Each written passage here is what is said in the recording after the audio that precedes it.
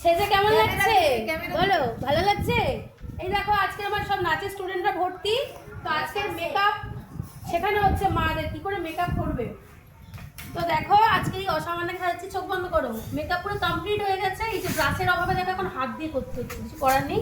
এই দেখো এই ভুরুর এই পোর্শনটাকে দেখো হালকা করে এইরকম হাইলাইট করে দেবে, ঠিক আছে? হালকা করে এরকম হাইলাইট করে দিলে ওই হোয়াইট বা ইয়েলো টাইপের যেটা থাকবে ওইটাকে দিয়ে এই ভুরুর যে কার্ভটা আছে এইখান থেকে জাস্ট এই পোর্শনটা হালকা করে এই জায়গাটা হাইলাইট করে দেবে, তাহলে সুন্দর লাগবে। ব্রাশ নেই বলে আমি হাতে দেখাচ্ছি, তোমরা ব্রাশের সাহায্যে করবে, সুন্দর লাগবে। এবার তাকাও সবাই, কেমন লাগছে? ওদিকে দেখো দর্শক বৃন্দদের দিকে ঘোরাও। কেমন হয়েছে বলো?